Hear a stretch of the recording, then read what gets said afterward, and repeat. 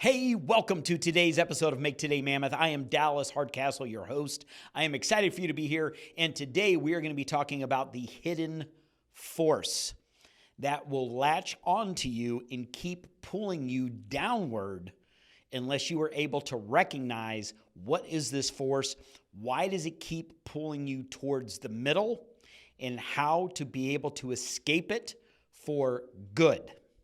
Hey everybody, welcome to today's show. I am very honored that you are here and that you have chosen to spend a little bit of time with us today. My name again is your host, Dallas Hardcastle. If this is your first time to the podcast, welcome to the podcast. We appreciate you being here. If you are a returning visitor, thank you very much for coming back. If you have not already, if you would want to consider going and leaving us a 5-star review after listening to this episode, we would very much appreciate it. And if you'd like to leave a comment, we would absolutely appreciate that as well. When you subscribe or leave that 5-star review, what that does is that helps bump us up in the algorithms so that more people can find us. We are here to help people. We are here doing this show, obviously, for free. So the goal is to be able to help other people so they do not need to struggle going through these certain areas of their business and their lives. So if we can help do that, fantastic. So without any further ado, in today's episode, we are going to talk about something I call the evolution to equilibrium. What is that? The evolution to equilibrium is something that you've heard Ryan mention in the past. It's called the force of average. And Ryan Stewman uses this because it's essentially the same thing as this evolution to equilibrium, which is that as a higher performer, by definition, that means that we are not wanting to operate in the middle, right? We're not wanting to operate inside the masses. We're not wanting to operate in the average. So what does that mean? That means that we are going to have to create a lot of escape velocity. What is escape velocity? Escape velocity is the thing that you may have heard of, that when the rocket ship, when NASA is launching something, when SpaceX and our good friend is launching something out into outer space, there is this tremendous amount of force in volume, in fuel, in energy that is required to be able to get that initial rocket put into space. That escape velocity is, and I don't have the stat right in front of me here, but it's something like 90 or 95% of all of the fuel that it carries with them is just to get that rocket going for the first, I think it's just the first minute or two of its launch, literally. And then if it's up there for like a week, that other 5 or 10% is what keeps it up there for a week. Why am I talking about escape velocity? Because as entrepreneurs, as high performers, as peak performers, this is the thing that we're required to do all the time. It shows up everywhere in our business, in our lives, in our relationships. If you are going to create a business, you are going to need to constantly look out for this invisible force, which is telling you that what you're doing is good enough, that you're talented already, so you're not going to have to work maybe that hard or as hard as others, that you won't need to get up that early to get this stuff done. You won't need to spend that much time. You don't need to go over that efficiently. You don't need to be that effective with your time. We can get up a little later. We can go to bed a little later. We don't have to be so strict with this. We don't have to practice that. We don't have to be so consistent. All of these things are these hidden, they're just these like hidden anchors that grab onto us.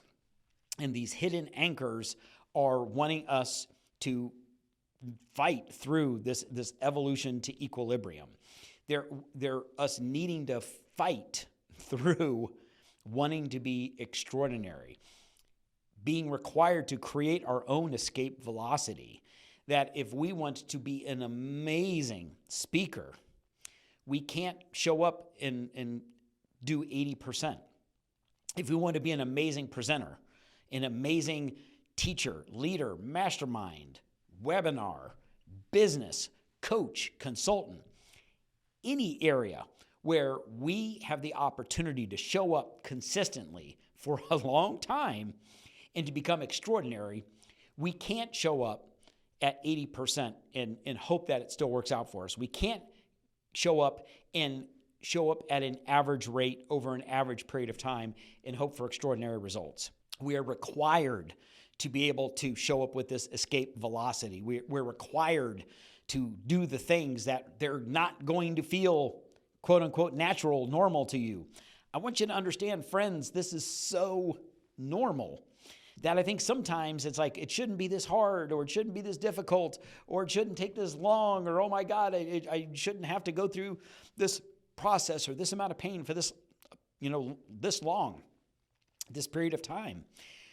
Friends, I assure you, it is part of the drill sometimes. Sometimes it is hilariously painful to get through some episodes. Sometimes we are going through things in our lives and we are just sure that this thing in our business is going to take off. And I've absolutely had episodes where I thought, it wasn't like, oh, I'm going to, lightning's going to strike, but I put in the work. I put in the work to get myself to a certain place and say, okay, now this great thing is going to happen. And it's still even yet almost just abysmal results, and they just weren't there. And then you get down on yourself, and then you just want to do this. You want to just have yourself pulled back down.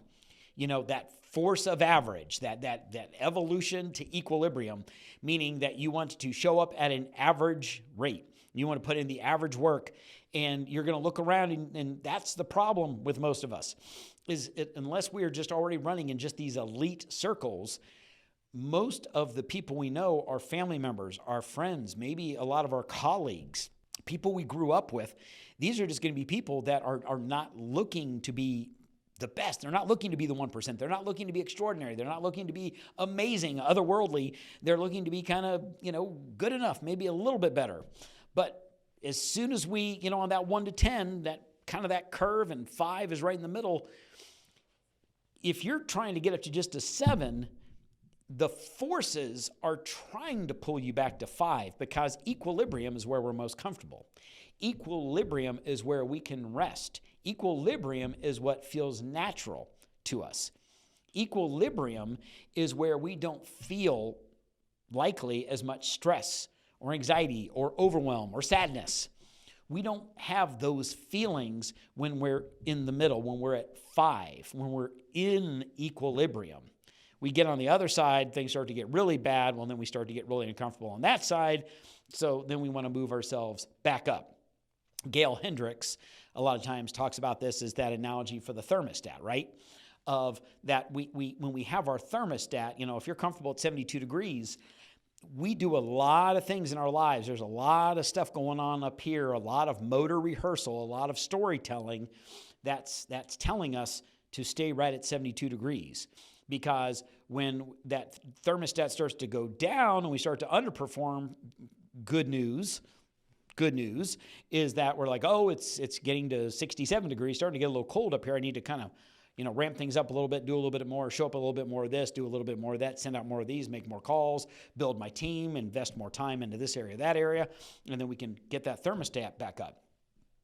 Unfortunately, as a business owner, as an entrepreneur, as a coach or a consultant, you're going to experience this on the other side of that thermostat too. So when that thermostat starts to go up to 75 degrees, 78 degrees, 80 degrees, you start to get uncomfortable. Again, it's unfamiliar territory. So there's all this stuff going on inside, all of these neuronarratives that are occurring that are telling us the reasons why maybe it'd be a little bit more comfortable. Maybe we'd be better off at 72. Things aren't bad at 72. It's not like you're broke at 72. You're still doing pretty good with your clients at 72. You still got a pretty nice car, still living in a pretty nice place, got some extra dollars to be able to do some vacationing, some investing on the side. Things ain't too bad. That's the problem with wanting to move ourselves above that point of equilibrium, is all of this stuff that goes on. The escape velocity, the amount of energy that's required to push ourselves through that narrative, that neuro narrative that's saying things are pretty good. You don't need to sit here and go out and be uncomfortable. You don't need to wake up early and do all that exercise and do the cold plunge and do the meditation and invest that money there and drive out here to listen to this speaker or to do this mastermind. You don't got to do all that stuff. if you just want to stay at 72 degrees, you don't got to do all that likely. That's the story, but it's also the lie. So friends, I want you to really pay attention to this now, just day in, day out, wake up. And as you're getting into your day, as you're doing these things, as you know that you're building, you're growing, you're evolving into something better, you're moving that thermostat up, it's going to be uncomfortable. And here's the great news. It never stops. It never stops. And I don't mean that to be too tongue-in-cheek, like that's not supposed to be the thing that keeps you from growing, that keeps you from evolving, that keeps you from being amazing. I just want you to know the truth is that if you're making wherever you are right now, if you're struggling, if you got a little bit of money, if you're making decent money, wherever you are right now, if you're looking at that person who's already making, $50,000 a month, $100,000 a month, $1 million a month, whatever, you're like, oh, that must be nice.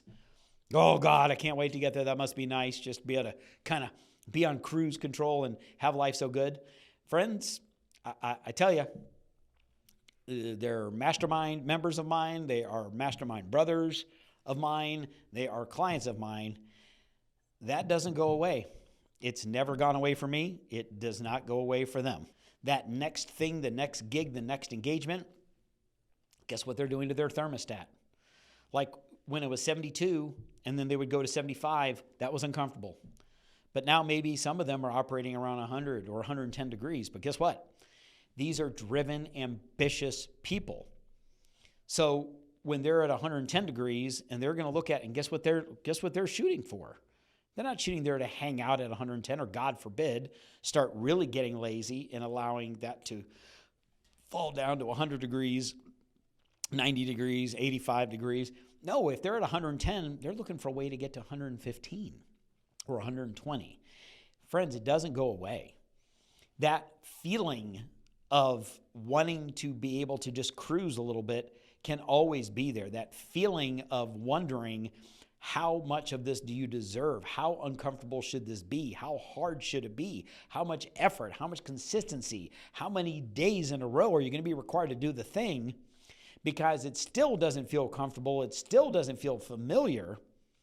Friends, this will go on forever. The great news is that once you become more accustomed to escaping past that next channel, that escape velocity, that pulling yourself above that equilibrium and really getting yourself to grow through that, you do begin to get more of a familiarity of that discomfort that says, this is uncomfortable. I know this is uncomfortable, but I've felt this uncomfortable before. This uncomfortable, I've felt this now really for the past 4 or 5 years. As I'm continuing to grow, continuing to evolve, continuing to get better, I kind of recognize this uncomfortable. Doesn't mean that it's not uncomfortable, but I recognize it. And I have a little bit of a relationship with this uncomfortable now because I've been familiarized with it now over the past 4, 5, 6 years and over the past 50, 100, 500 decisions, bold actions, big steps I've taken forward. I'm beginning to now have a little bit of an understanding of this discomfort is healthy and it's going to be the thing that allows me to grow. So friends, be the person who is very aware of the fact that when you're doing this thing that's feeling a little bit uncomfortable, it's feeling a little unnatural, great. You're probably doing something really, really cool. And when you're thinking, wow, it could be okay to kind of hang out or chill or just kind of take my foot off the accelerator a little bit, also know that that is normal too. But that is average calling to you. That is average reaching out, and it's like the siren's call. It's like out there beckoning to you to come back because after all, it's kind of warm and comfortable in these waters and it's kind of still and easy.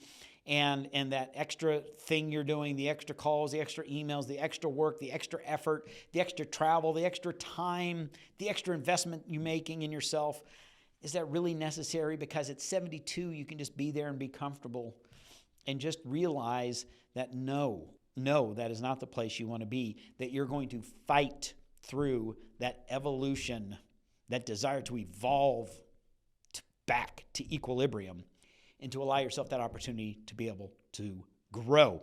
Friends, I am rooting for you big time. This is Dallas Hardcastle. I'm so glad you're here. I hope this has been a helpful episode for you today.